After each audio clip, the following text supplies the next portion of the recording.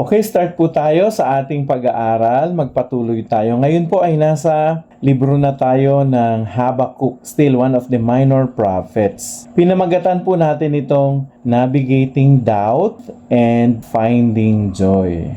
Alam nyo po ay kakaiba ang librong ito. Alam nyo kung bakit? Kasi ang librong ito ay parang prayer and discussion, no, ng isang propeta sa Diyos. This prophet named Habakkuk was very honest to approaching God. Talagang nilabas niya kung anong nasa puso niya. At hindi niya lang basta linabas, he was actually expecting God to answer him. Nakuha niyo? So, ang book of Habakkuk is basically a conversation between a prostrated prophet and our Almighty God. During this time, the nation Judah and Israel, they were actually facing, the nation was facing actually violence and injustices from its own country. Meaning to say, mga tao sa kanilang bayan itong panahon na ito, grabe yung injustice na nangyayari. Napag-aralan natin previously sa mga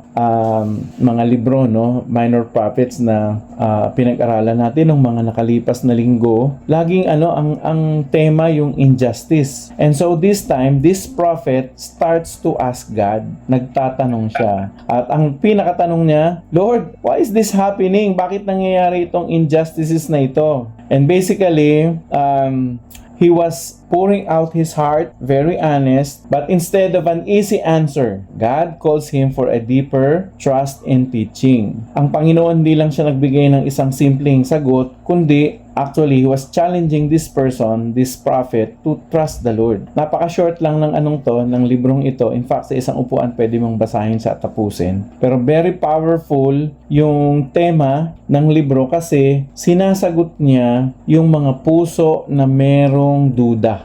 Nakuha nyo? At dinadala niya sa isang punto na kung saan ay makaka-experience ng totoong joy sa kanyang buhay. So, this is very unique, no? As I said, it is a conversation between God and the prophet, or prophet to God, Yahweh. And Habakkuk, the name of the prophet, was actually laying down his heart, asking hard questions for God, no? But he was able also to get response from God, and God's response actually brought about right perspective for Habakkuk, and eventually it transforms his heart. I hope itong ating pag-aaral ngayon, ganun din ang dalhin, kung meron man tayong mga pagdududa sa ating buhay, ang prayer natin eventually ito ay magdulot ng magdulot ito sa atin ng pagkakataon para lalong pagtiwalaan ng Panginoon doon sa mga sagot niya sa ating mga tanong. So, ang background muna. So, ang writings nito, naisulat ito mga around 600 BC. So, 600 years before Christ came. Ang situation, ang Judah, which is the southern kingdom, they were actually experiencing violence. So, ang mga tao, mga violente. Tapos, ang mga mahihirap, dahil sila mahihina, sila actually ang nakakaranas ng violence. At the same time, injustice. So, generally, ang kalagayan ng Israel, they were actually living in sin. And so therefore, they were actually drifting away from God. So the people of God, they were drifting away from God. And because of this situation, isipin nyo yung mga namumuno, yung mga pinuno, yung mga royalties, yung mga pare, and even religious people, they were sinning against God, and they were doing injustices, and violence was rampant in the community. So, eto si Habakkuk, nag-i-struggle siya sa kanyang isip. At ang tanong niya ito, bakit pinapahintulutan ni God? Diba? Bakit pinapahintulutan ni God yung mga injustices? Bakit pinapahintulutan niya yung kasamaan na parang naghahari? Parang pwede rin nating itanong yan sa atin ngayon, di ba? Baka may mga tanong kayong ganyan. Yung, kung ang Diyos ay mabuti, bakit parang pinapabayaan niya na yung mga masasama, mamayani, di ba? Kung si God nandyan talaga siya, bakit niya pinapahintulutan na yung trilyones ng ating bayan ay nakawin lang ng iilan at nagpapasasa sila? At parang ngayon, di ba? Parang makikita ngayon, parang kung sino pa yung mga mandarambong, magnanakaw, korap. Parang sila pa yung nagsasaya, parang yung buhay nila maayos, at parang hindi sila naparurusahan. Seemingly, parang ganun din yung tanong ni Habakkuk during his time. He was struggling in his mind. Bakit ganun? Bakit pinapahintulutan ni God itong kasamaan na ito? So, tingnan muna natin ang ilang parts, no? Una, makikita natin yung complaint, yung reklamo ni Habakkuk, no? Mababasa natin yan sa Habakkuk chapter 1, verse 1 to 4. Let me read it to you in English version. Sabi rito, "How long, Lord, must I call for help, but you do not listen? Or cry out to you, violence, but you do not save? Why do you make me look at injustice? Why do you tolerate wrongdoing? Distractions and violence are before me. There is strife and conflict abounds." Alam nyo, parang sinasabi rito ni Habakkuk, Lord, kailan mo kami pakikinggan? Kailan mo kami tutulungan? Nakikita mo naman yung violence nandyan sa palibot namin. Kailan mo kami liligtas? May injustices, yung hindi makatarungan na pangyayari. Parang pinapahintulutan mo, Lord. Saka yung mga masasama, kung sino yung mga gumagawa ng hindi mabuti, parang nagpo-flourish pa sila. Nag-bent out, no? Nag-pour out ng puso itong si Habakkuk kay God. Tuloy pa natin. So, itong sabi niya, meron pa siyang conclusion. Sabi niya, therefore, sabi niya, the law is paralyzed. Sabi niya, parang walang silbi na ang batas and justice never prevails. So, parang wala nang katarungan na nangyayari sa mga tao. At sabi niya pa, the wicked hem and the righteous so that justice is perverted. So, ang kalagayan nila nun, sobrang sama. Ang mga masasama, gumagawa ng kasamaan pero hindi sila napaparusahan. At parang, ano pa nangyayari?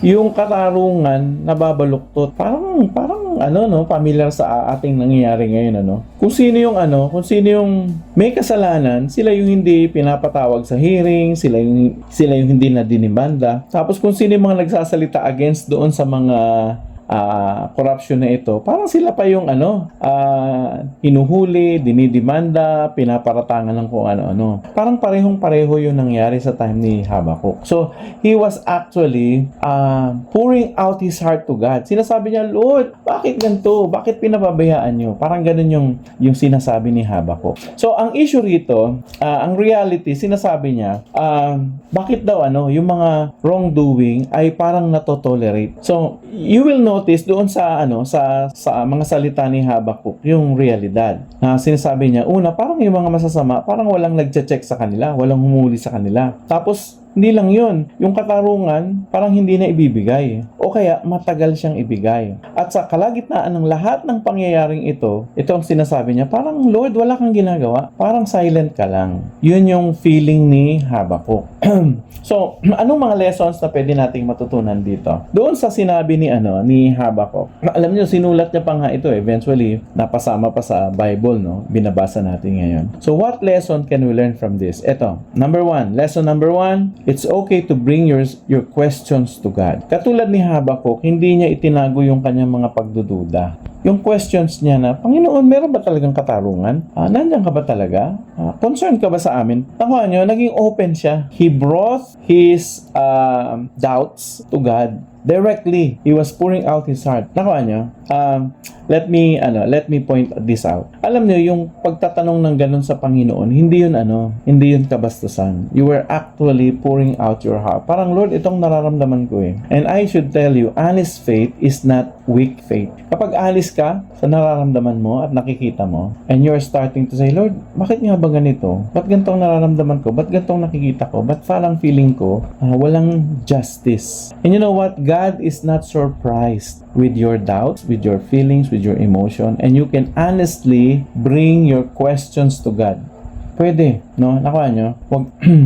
So, may tanong si Habakkuk. Tingnan natin yung answer ni God. So, there is God's surprising answer. So, may tanong si Habakkuk. Ang Diyos nagbigay ng sagot. Itong sagot ni God. Habakkuk chapter 1 verse 5 to 11. Sabi niya, look at the nation and watch and be utterly amazed. Ano daw sabi ni God? Be utterly amazed. Why? For I am going to do something in your days that you would not believe even if you were told. Sabi niya, may gagawin ako. May gagawin ako isang bagay na hindi mo inaasahan kahit sabihin ka pa, parang mamamangha ka. Parang hindi ka maniniwala. Why? Itong sabi ni God. Because I am raising up the Babylonians, that ruthless and impetuous people who swept across the whole earth to seize dwelling not their own. Tuloy natin. They are a feared and dreaded people. They are a law to themselves and promote their own honor. Their horses are swifter than leopards, fierce than wolves at dusk. Their cavalry gallops headlong. Their horsemen come from afar. They fly like an eagle, swooping to devour. They all come intent on violence. Their hordes advance like a desert wind and gather in prisoners like sand. They mock kings and scoff at rulers. They laugh at all fortified cities. By building earthen rams, they captured them. Then they swept past like the wind and go on. Guilty people whose own strength is their God. Anong sinasabi dito? Ang sinasabi dito ni Habakuk, kasi nagtanong si Habakuk, di ba? Sabi ni Habakuk, Panginoon, bakit ganoon? Parang nagpo-flourish yung mga masasama. Bakit parang hindi mo pinaparusahan yung mga makasalanan? Anong sabi ni God? Anong answer sa kanya? Nako, mag-intay ka lang kasi may gagawin ako. At yung gagawin ko, baka hindi mo paniwalaan. So, anong gagawin niya daw? Sa verse 6, sinabi niya dito, sabi niya, I will call out the Babylonians. In fact, sabi niya, I am raising them up. And ano yung gagawin niya? Kung i-summarize natin, itong Babylonians na ito, mga godless people sila. They are ruthless. They are dreaded people, kinatatakutan. At sabi pa rito, yung mga pictures, no, yung horses nila swifter than leopards, meaning to say, this army that will come from Babylon, these are furious, dreaded, godless people who is going to come to Judah eventually. And these people are going to be very the people that God will send to punish Judah. Nakuha nyo? Nagtanong kasi si Habakuk, Lord, parang hindi mo pa pinaparusahan. Parang okay lang yung mga masasama. Sabi ni God, no. Huwag ka mag-alala. May inihahanda ako mga tao sa kanila at ang mga taong ito, mas masasama sa kanila. Sila ang gagamitin ko para parusahan, para durugin, para basakin ang Judah. Nakuha nyo? At pinakita dito kung gaano kaano. In fact, sabi sa verse 10, these people are going to mock kings. Meaning to say, wala silang pakialam sa mga hari-hari nyo. Talagang dudustain lang kayo nito. Sasakupin. In fact, sabi niya, pagtatawalan lang ang inyong mga syudad, fortified cities. Nakuha nyo? And they are going to, sabi rito, they will sweep past like the wind. And all of those guilty people, yung sinasabi ni Habakuk na mga masasama sa Judah, sabi niya, makakaranas sila ng ngit-ngit ko, parusa ko, sa pamamagitan ng mga taong ito na ipadadala ko sa kanila para parusahan sila. At alam nyo, nangyari nga yun. So ano yung response ni God basically sa tanong ni Habakuk? Ang tanong ni Habakuk, Lord, parang bakit di mo pinapansin yung masama? Parang okay lang sila. Anong sagot ni God? No. Hindi totoo na wala akong ginagawa. In fact, sabi niya, I am raising Babylonians. Inihahanda ko na itong mga taong to, ruthless people, so that these people eventually judge Judah. So God is going to use a wicked nation, a wicked people to judge and punish Judah. Yun ang sagot ni God kay Habakuk. Okay, anong lesson ang makukuha natin dito sa answer ni God sa unang tanong ni Habakuk? Listen to this. Lesson number 2. God's ways are higher than ours. God's ways are higher than ours. Yung paraan ng Panginoon mas mataas kaysa sa iniisip natin o paraan natin. Akala natin kasi magkaminsan, ang Diyos walang ginagawa. Walang ginagawa sa kasamaan na nangyayari ngayon. Yun pala, inihahanda lang ng Panginoon yung parusa na ipapadala niya doon sa mga taong gumagawa ng kasalanan. Sometimes, God's answer are unexpected, uncomfortable, and hard to understand. Bakit hard to understand? Kasi hindi pa natin nakikita, and eventually, yun pala meron palang inihahanda si God. Mas mataas yung kanyang yung kanyang plano kaysa sa atin. At ano ang inihanda ni God sa kanila? Sabi niya, kung masasama yung mga taga-Judah, kung gaano sila kasama, sabi niya, ipapadala kong mga tao sa kanila na magpapunish, magpaparusa sa kanila, sasalanta sa kanila. Sabi niya, mas masasama sa kanila. Tama nyo? Meaning to say, God is working even when we don't like it or like how He's going to work. Bakit? Kasi ang biruin mo ipapadala niya, mas masasama. At siguro may iniisip si Habakuk na ibang paraan para mapunish o maparusaan yung mga Juda. Pero sabi ni God, no, meron akong plano. Huwag ka mag-alala, relax ka lang. Ako ang magpapadala ng mga tao para parusahan sila. So, God answers. And sometimes, His answer is unexpected, uncomfortable, and sometimes hard to understand. Now, dahil sa sagot na yun ni God, anong sagot ni God? Ano uli ang tanong ni Habakuk? Ang tanong ni Habakuk, Lord, bakit ganon? Ba't nagpo-flourish yung mga masasama? Parang hindi sila napaparusahan. Ang sagot ni God, huwag ka mag-alala. Inihahanda ko yung mga tao na dadaling ko para parusahan sa kanila. In fact, itong mga taong to, mas masasama sa kanila. And so therefore, yung sagot na yun ni God, nagdulot kay Habakuk para magtanong uli. So here is now the second question of Habakuk. Habakuk chapter 1 verse 12 to chapter 2 verse 1. Sabi niya, Lord, are you not from everlasting? Hindi ba ikaw ang Diyos na galing sa walang hanggan? Sabi niya, my God, my Holy One, you will never die. You, Lord, have appointed them to execute judgment. You, my rock, have ordained them to punish. Your eyes are too pure to look on evil. You cannot tolerate wrongdoing. Why then do you tolerate the treacherous? Why are you silent while the wicked swallow up those more righteous than themselves? Alam mo sinasabi rito? Sabi ni Habakuk, Lord, di ba mabuti ka, ikaw ang banal na Diyos at ine-execute mo yung judgment. Pero, bakit ganito? Bakit parang ang pinapadala mo na magpaparusa sa Juda, sa mga tao niya, ay parang mas masasama pa sa kanila? Nyo, yun ang tanong ni Habakuk. Tuloy natin. You have made people like the fish in the sea, like the creatures that have no ruler. The wicked foe pulls of them up with hooks. He catches them in his nets. He gathers them up in his dragnet, and so rejoices and is glad. Therefore he sacrifices to his net and burns incense to his dragnet. For by his net he lives in luxury and enjoys the choicest food. Is it to keep on emptying his net, destroying nations without mercy?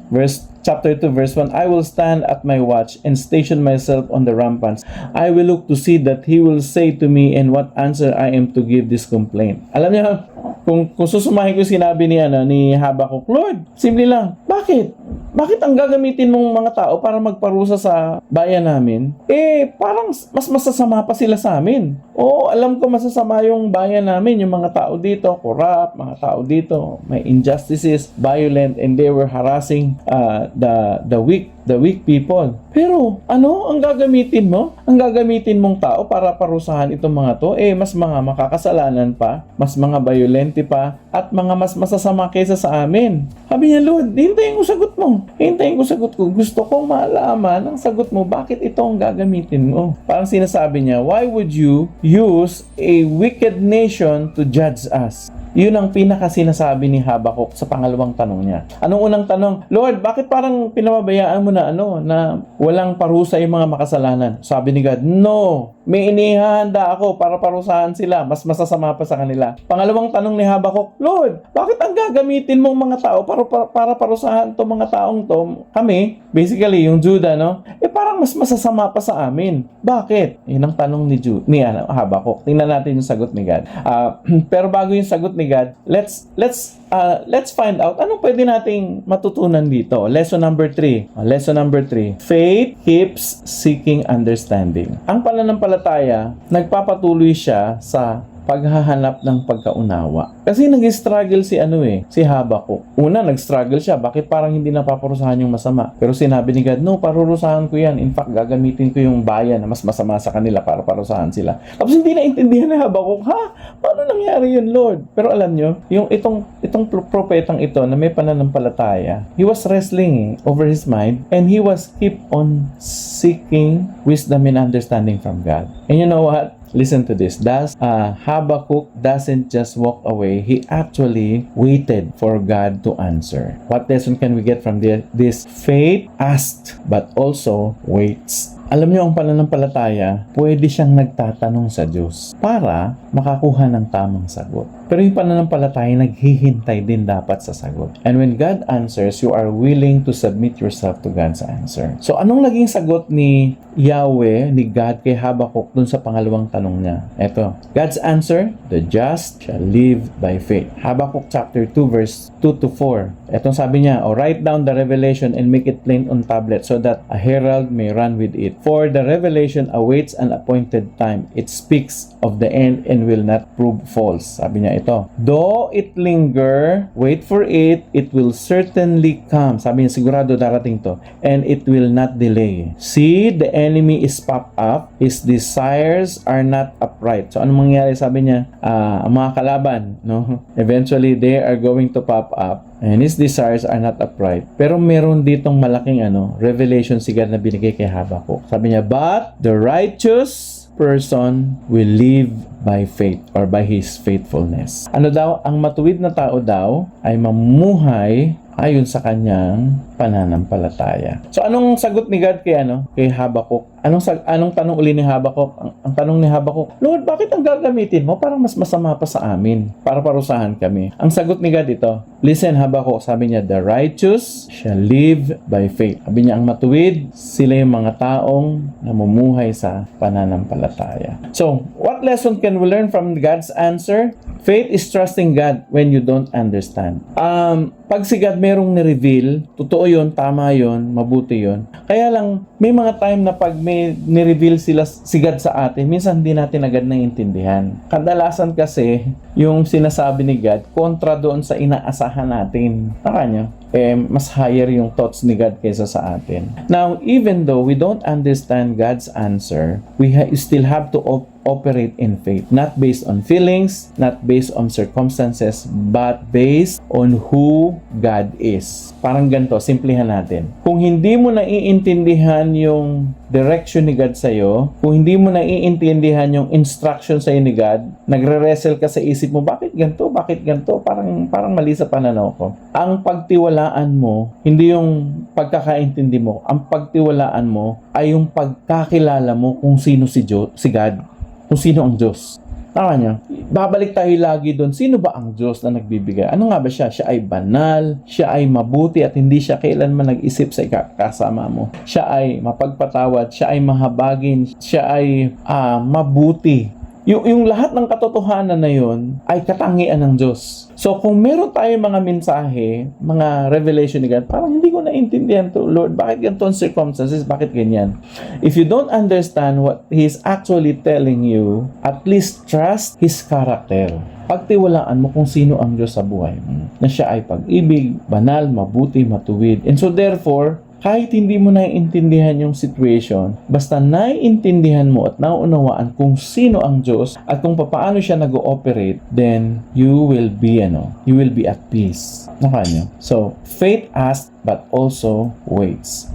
Now, tingnan natin yung warning ni God against pride. Habakkuk chapter 2 verse 5 to 20. Babasahin ko lang tuloy-tuloy. Indeed, wine betrays him. He is arrogant and never at rest because he is as greedy as the grave and like death is never satisfied. He gathers to himself all the nation and takes captives all the peoples. Ito yung prescription o ito yung illustration o paliwanag ni God tungkol sa Babylonian Empire who is going to capture Judah eventually. Verse 6, will not all of them taunt him with ridicule and scorn, saying, woe to him who piles up stolen goods and makes himself wealthy by extortion. How long must he go on? Will not your creditors suddenly arise? Will they not wake up and make you tremble? Then you will become their prey, because you have plundered many nations. The people who are left will plunder you, for you have shed human blood. You have destroyed lands and cities and everyone in them. Woe to him who builds his house by unjust gain, setting his nest on high, on skip and clutches for ruin. You have plotted the ruin of many people, shaming your own house and forfeiting your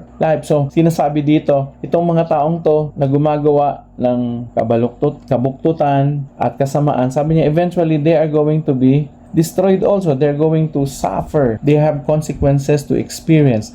The stones of the wall will cry out and the beams of the woodwork will echo it. Woe to him who builds a city with bloodshed, bloodshed meaning to say violence, and establishes a town by injustice, so there are injustices. Sabi niya, has not the Lord Almighty determined that the people labor is only fuel for the fire, and that the nation exhausts themselves for nothing?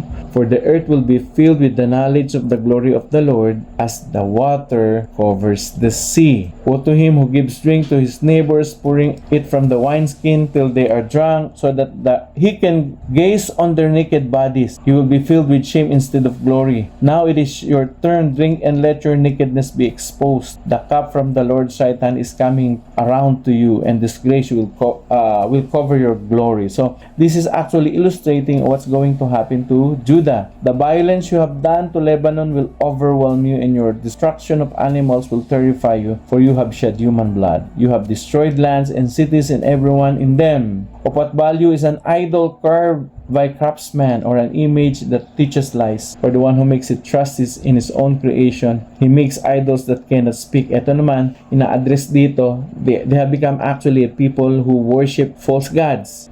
Sabi ni Habakuk sa kanila, woe to him, kawawa kayo na gumagawa ng mga Diyos-Diyosan na yari sa kahoy. Sabi niya, at sinasabi niyo, come to light, or to lifeless stone, wake up. Sinasabi nila, oh, mabuhay ka. Can it give guidance? Sabi niya, makakapagdulot ba yan sa inyo para kayo ay tulungan, bigyan ng gabay? It is covered with gold and silver. There is no breath in it. Sabi niya, gintuman ito tsaka pilak, pero walang hininga. The Lord is in the holy temple, let all the earth be silent before him. In contrast to the false gods that these people are obeying, sabi niya, si God, sabi niya, He is in the holy temple. And so therefore, the right response for every person is to be silent before Him. So, anong sinasabi sa atin dito? In summary, parang sinasabi ni God, He was actually pronouncing was. Ano yung was?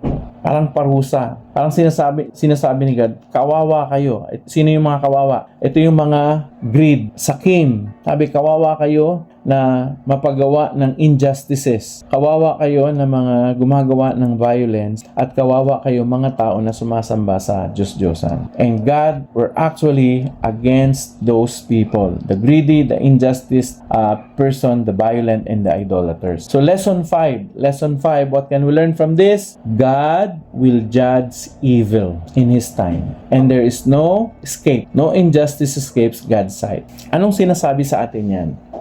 Siguro, sa kapanahunan natin, meron tayong mga parang injustices na nakikita na ginagawa ng mga tao. Tapos parang libre sila, nakakalaya. Parang yung ngayon, no? Yung mga kumulimbat ng ating bilyones, trilyones sa kaban, sila yung mga maraming magagarang sasakyan, pa-travel, mali-maleta yung kanilang pera. Tapos parang hindi sila nakukulong. Parang sila pa yung makapangyarihan at parang naguutos ng kung anong dapat gawin ng tao. At tayo ay, we feel really fed up. And sometimes, we say, kailan ba itong mga taong ito mapaparusahan? Ang sagot ito, soon. God will judge evil, but not in our timeline, not in our own schedule, but God's own schedule. Sigurado tayo, parurusahan ng Panginoon yung mga makasalanan, yung mga gumagawa ng masama, lalo na yung mga nanggigipit sa mga may hina. Pero, hindi nga lang sa schedule natin. Si God may sarili siyang schedule. He has His own timeline. And this one I can guarantee you, no person can escape God's justice. God knows what He's going to do. And so therefore, because of that, there is actually transformation that happened in the heart of Habakkuk. You will notice, biglang nagbago yung puso ni Habakkuk. Starting from verse 17 of chapter 3 to verse 19. Nung narinig niya lahat ng sinabi ni God sa kanya na mangyayari, na ang Panginoon ay hindi nagpapabaya, is going to bring justice, ito nang sabi niya. Ang ganda ng verse na ito. Sabi ni Habakkuk ito, though the fig tree does not bud, and there are no grapes in the vine, though the olive crops fail, and the fields produce no food, though there are no sheep in the pen, and no cattle in the stalls, yet This is now the heart transformation. Yet I will rejoice in the Lord. I will be joyful in the God, my Savior. The sovereign Lord is my strength. He makes my feet like the feet of a deer. He enables me to tread on the heights. Anong sinasabi dito ni Habakuk? Kahit hindi ko makita daw yung fig tree, yung igo, sabi niya na hindi pa namumulaklak. O ang mga ubasan, sabi niya, walang bunga. O yung mga olive crops, sabi niya, o hindi man sila, wala man silang produce. Sabi niya, ang gagawin ko, magtitiwala pa rin sa Panginoon. Kahit daw yung sheep pen, sabi niya, no, kahit wala na nakikitang mga tupa at wala nang mga bakahan. Sabi niya, kahit mawala ang lahat ng yon, eto sabi niya, yet I will rejoice in the Lord. Sabi niya, magagalak pa rin ako sa Panginoon. Parang sinasabi niya na kahit yung mga inaasahan kong magbibigay sa akin ng comfort, magbibigay sa akin ng kasiyahan, magbibigay sa akin ng kaaluhan, kahit yung mga pananim ko, wala pang bunga, kahit parang lugi, sabi niya gano'n, pipiliin ko pa rin, sabi niya, ang magalak sa Panginoon. Pipiliin ko pa rin ang magkaroon ng kagalakan sa aking Diyos na tagapagligtas. Bakit daw? Sapagkat sabi niya, the Lord is my strength. Ang Panginoon nagbibigay sa akin ng kalakasan. Binibigyan niya ako ng sigla katulad ng usa, sabi niya. So, basically, Habakkuk was saying, though the fig tree does not bud, yet I will rejoice in the Lord. Grabe itong to. A declaration of faith, a declaration of a heart that fully trusts the Lord. So, what lessons? What lessons can we learn from this? Lesson number 6. True faith rejoices even without result. Though there is no fruit, seems like there is no provision and no visible blessing. Sabi ni Habakuk, kahit walang bunga, kahit parang walang provision ngayon, kahit parang wala kaming nakikitang blessing, sabi niya, mananatili ako at ang pipiliin ko ay ang magalak sa Panginoon. He was basically putting his faith not on the physical blessing, but on the person of God who can give him the blessing. Sa kanya. So, true faith rejoices even without result.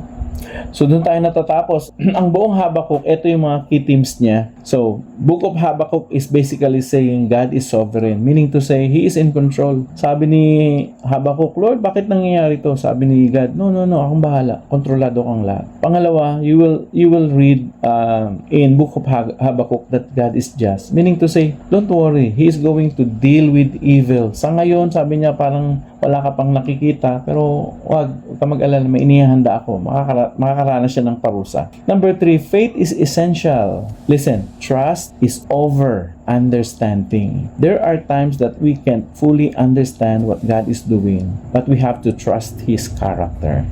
Number 4, joy is a choice. Ang kagalakan, decision pala yan, napipili, even in hardship. So those are the key terms that you will be able to read in Habakkuk. Anong mga practical applications natin? 4 lang mabilis. Number 1, bring your struggles to God. Kung may mga struggles ka sa buhay mo, huwag kang mag-pretend. Do not pretend. Be real. Huwag kang magpanggap na, okay ako, wala ang problema. Alam mo si Habakkuk, may struggle siya, dinala niya sa Panginoon, hindi siya nagpanggap na okay siya. You know what? He was able to get his answer from God. Number 2, trust God's timing. Delay is not denial. Sometimes sa ating sariling isip kasi dapat nangyayari na to, dapat ganito na agad. Hindi, may inihanda si God. So, pagtiwalaan natin yung timing niya. Number 3, live by faith, not by feeling. Anchor your life in truth. Minsan yung feeling natin iba, pero kasi yung pananampalataya natin hindi nakabase sa feeling natin, kundi dun sa sinasabi mismo ng Panginoon. Number 4, choose joy in every season. Joy is rooted in God, not in circumstances. Kahit nasa crisis tayo ngayon, we can still choose joy over crisis. Diba? We can still choose to be joyful in the Lord. So the joy of the Lord is our strength. Totoo yun. Yung kagalakan na matatagpuan natin sa Panginoon nagdudulot ng kalakasan. So dyan po natatapos ang ating pong Book of Habakkuk. Ngayon ho, we have this discussion questions.